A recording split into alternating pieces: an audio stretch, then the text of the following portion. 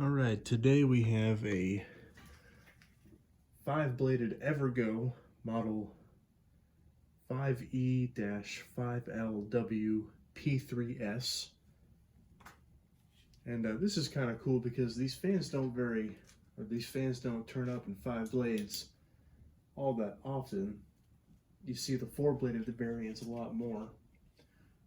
My uncle actually has a 4-bladed variant in his house. It's still there to this day. I have a video of it from a long time ago, but it is very reminiscent of Evergo. You can see the Evergo sideband. You can't see it that well, but you can also see the kind of the olive green. I guess they tried to match the finish of the fan. They painted the motor the same color or a close color to the antique brass finish, and of course the Evergo canopy up top too. That's a pretty clear sign. It is plastic. It's 2 pieces, and you can also see there's a little itty bitty notch at the very top to mount a swag kit. It's on a 6-inch down rod. That motor is probably going to be at least a 188 by 15. Pretty good sized motor. Very torquey. It doesn't spin that fast, which is funny because my uncle's 4-bladed Evergo spins pretty fast, but I digress. There's no, the only thing that's really missing on it is there's no green tag below the reverse switch like my uncle's does. I don't even remember what it says. It probably says something about the blades being at least 7 feet from the floor, but that tag is on top, so kind of unusual. My boss gave me this fan. He was redoing his house and his wife picked out a new one, so he gave me this fan. So that was pretty nice. That was very nice of him, actually. So very nice to have this in the collection. He said his house was built in 1985, so that's probably when the fan was made. He was a smoker, so the fan does kind of stink a little bit, so I gotta open it up and clean it up a little more. But here is low. There is a pretty audible hum. That double claw mounting bracket, the pin that goes to the down rod doesn't have any rubber bushings, but other collectors, Dan Newman, told me that humming probably won't go away due to the design of the motor. So, but it's a very nice performing fan, very nice low speed. It puts out a very gentle breeze.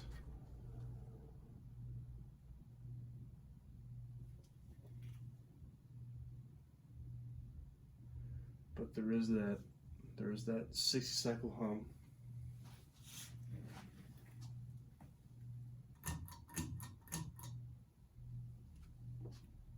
Here's medium. And it does have a wobble. You can kind of hear the canopy rubbing up against the ceiling joist there.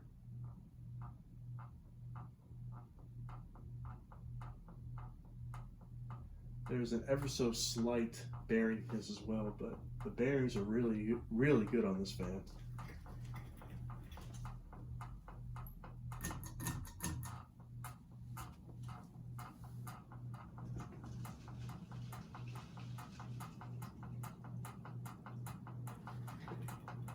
There's high speed, and again, that noise is kind of annoying, but it does pretty well.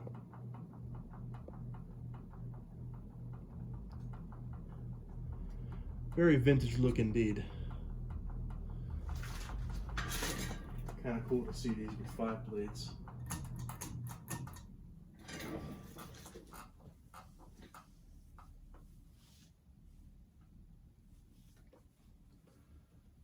So we'll go ahead and let it coast.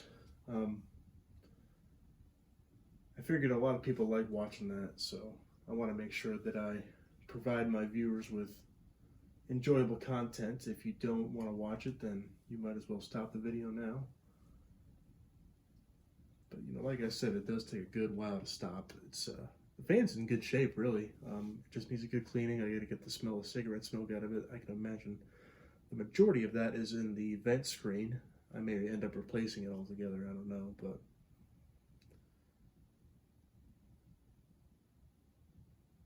definitely a really good import ceiling fan from the day.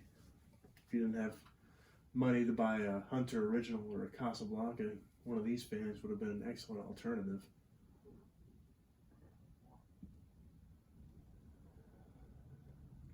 Again, that side band is really nice looking.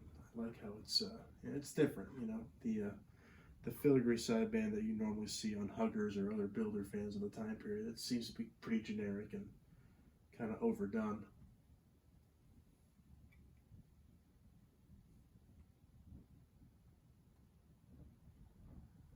And it's still going.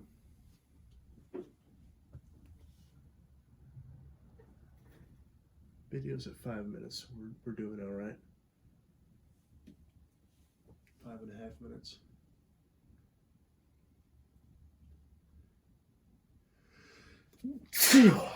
Excuse me.